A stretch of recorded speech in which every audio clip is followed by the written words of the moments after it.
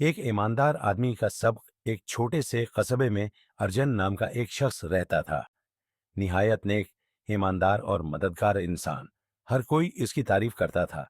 अर्जन तो बहुत अच्छा आदमी है, कभी किसी को मना नहीं करता, हर वक्त दूसरों की मदद को तैयार रहता है। मगर इन सब तारीफों के पीछे एक कड़वी है, हकीकत छिपी थी।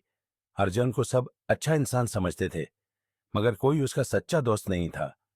लोग सिर्फ इसका इस्तेमाल करते थे। कोई कर्ज मांग लेता, कोई अपना काम इस पर छोड़ देता और बदले में शुक्रिया तक न कहते। एक दिन अर्जन का पुराना दोस्त विशाल, जो शहर से वापस आया था, उससे मिलने आया।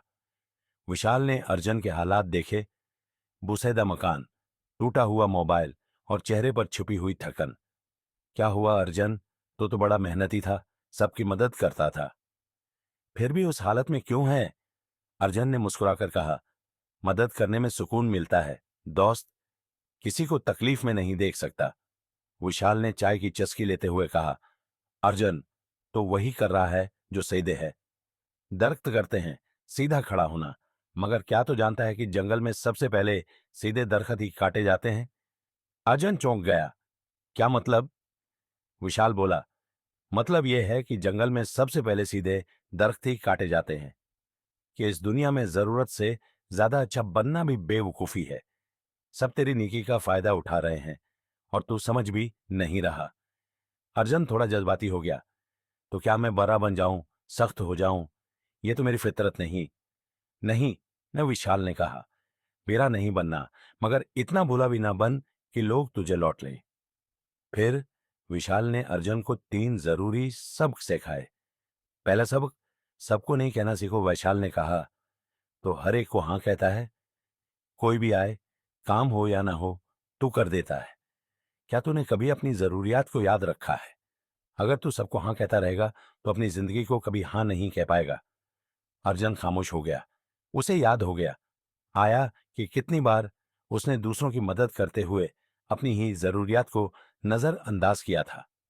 दूसरा सबक, पहचान, कौन अपना है, कौन पराया। अर्जन, विशाल ने समझाया, हर रोने वाला वाकई दुख में नहीं होता। कई बार लोग झूठी कहानियां बनाकर तुझे जज्बातियों पर ब्लीके मील करते हैं। तू समझता है कि तू इनका निजत धांधा है, मगर हकीकत में तू उनके लिए एक मौका है, एक आसान शिकार। अर्जन को याद आया कि कैसे रमेश ने बीमारी का बहाना बनाकर इससे 10,000 रुपए लिए और फिर गायब हो गया। तीसरा सबक, हर मुस्कुराहट पर भरोसा न करो। जो लोग हर वक्त तेरी तारीफ करते हैं, जरूरी नहीं कि वो तेरे भले के लिए हों। बहुत से लोग चापलूसी करते हैं क्योंकि उन्हें तुझसे कुछ चाहिए होता है। जब तक तू दे रहा है, वो तेरे साथ हैं।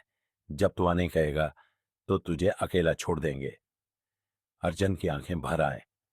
अब उसे समझ आने लगा था कि लोग उसे अच्छा कहते थे, लेकिन वो हकीकत में इस्तेमाल हो रहा था।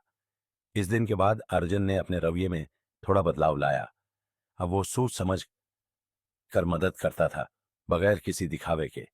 उसने सीख लिया था कि जज्बाती होना कोई गुनाह नहीं, मगर जज्बात का गुलाम बन जाना सबसे बड़ी गलती है। कई लोगों ने उसके बदलाव पर तनकीद की, कहने लगे, अब अर्जन पहले जैसा नहीं रहा, बड़ा मगरूर हो गया है। मगर अब अर्जन अपने लिए जीना सीख चुका था। उसकी जिंदगी में तवाजुन हो गया था, आ चुका था। अब वो खुद को तकलीफ दिए बगैर दूसरों की मदद करता था। चंद महीनों में अर्जन की जिंदगी बदल गई। उसके पास अब वक्त भी था, पैसा भी और सच्चे रिश्ते भी। अब जो भी उसके पास आता था, वो पहले उसे परखता, उसकी जरूरत को समझता, फिर फैसला करता। सबक क्या है? अच्छे बनो, जरूर बनो, मगर इतने भी नहीं कि लोग तुम्हें कमजोर समझे।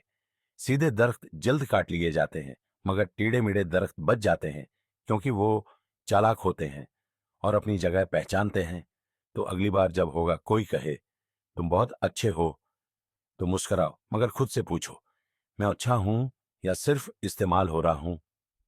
वही वीडियो के आखिर में आप ये कह सकते हैं, अगर आपको ये हो कहानी पसंद आई हो और आपने उससे कुछ सीखा हो, तो चैनल को सब्सक्राइब करें और उस वीडियो को शेयर करें, ताकि दूसरे लोग भी सीख सकें कि किस तरह अपनी नेकी को बचाते हुए होशियारी से जिंदगी गुजारी जाए। शुक्रिया।